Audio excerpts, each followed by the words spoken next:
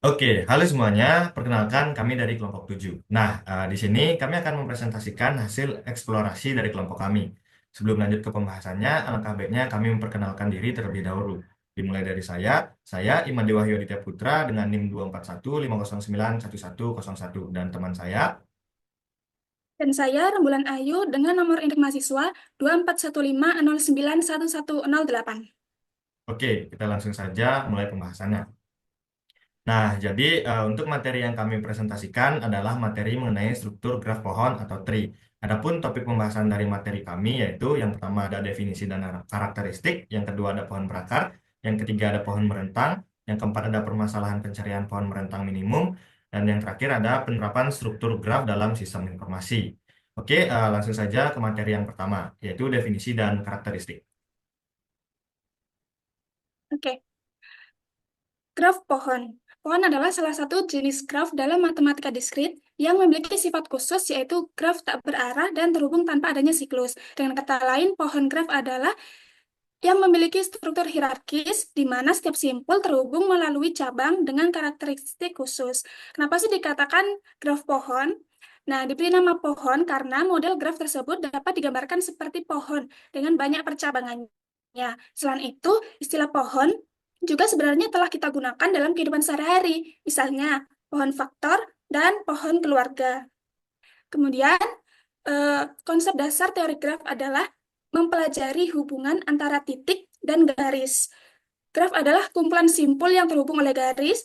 Graf adalah dapat mempresentasikan objek-objek diskrit dan hubungannya. Graf dapat digunakan untuk menggambarkan berbagai macam struktur yang ada, misalnya struktur organisasi, rute jalan, penjadwalan penerbangan, kereta api, dan penjadwalan kegiatan belajar mengajar. Next. Kemudian, ada karakteristik graf pohon, yaitu yang pertama, keterhubungan. Setiap simpul dapat dicapai dengan simpul lainnya. Kemudian, yang kedua, tidak adanya siklus. Tidak terdapat jalur yang kembali ke simpul awal. Kemudian, struktur hierarkis, yang artinya dapat disusun dalam urutan hierarki. Kemudian, dinamis. Ukuran pohon dapat berubah secara dinamis dengan penambahan atau penghapusan simpul. Kemudian, yang terakhir yaitu efisiensi, memungkinkan pencarian, penambahan, dan penghapusan data dengan efisien. Next. Nah, selanjutnya yaitu pohon berakar. Pohon berakar dalam teori graf adalah pohon yang memiliki satu titik sudut yang ditetapkan sebagai akar. Pohon berakar juga disebut sebagai root tree. Ciri-ciri pohon berakar yaitu yang pertama, memiliki akar, yaitu simpul yang terhubung dengan semua simpul pada pohon. Kemudian memiliki cabang dan daun. Kemudian memiliki tinggi atau kedalaman pohon. Dan yang terakhir yaitu memiliki orientasi alami pada tempinya, baik menjauhi atau mendekati akar. Next, jenis-jenis pohon berakar, yaitu yang pertama, pohon terurut atau ordered tree, yaitu pohon berakar yang urutan anak-anaknya penting. Kemudian ada pohon emery, yaitu pohon berakar yang setiap simpul cabangnya mempunyai paling banyak M buah anak. Kemudian yang terakhir yaitu pohon biner atau binary tree, yaitu pohon emery dengan M sama dengan 2. Next. Oke, kita lanjut ke materi berikutnya, yaitu pohon merentang.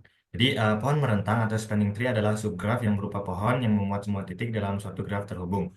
Pohon merentang ini diperoleh dengan cara menghilangkan sirkuit di dalam graf. Adapun sifat dari pohon merentang, yaitu yang pertama ada sifat graf atau setiap graf terhubung mempunyai paling sedikit satu buah pohon merentang. Yang kedua, yaitu graf tak terhubung dengan komponen K, itu mempunyai nilai K buah. Hutan merentang yang disebut dengan hutan merentang atau spanning forest. Dan yang terakhir yaitu minimal spanning tree dari label graph adalah spanning tree dari graf yang mempunyai jumlah panjang its minimum. Selanjutnya kita ke materi permasalahan pencarian pohon merentang minimum. Nah, permasalahan pencarian pohon merentang minimum pada graf adalah mencari himpunan sisi-sisi yang terhubung dan memiliki bobot total terkecil. Di mana pohon merentang minimum atau MSD ini merupakan salah satu konsep dalam teori graf. Itu seperti ini. Nah, adapun karakteristik dari pohon rentang minimum yang pertama yaitu pohon merentang minimum memiliki tepat n satu sisi, yang dimana n adalah jumlah titik sudut dalam grafik. Yang kedua yaitu pohon merentang yang berbeda mempunyai bobot yang berbeda pula. Dan yang ketiga, setiap graf terhubung mempunyai paling sedikit satu buah pohon merentang. Dan yang terakhir, pohon merentang minimum mempunyai peranan besar dalam masalah optimasi, terutama masalah desain dan optimasi jaringan.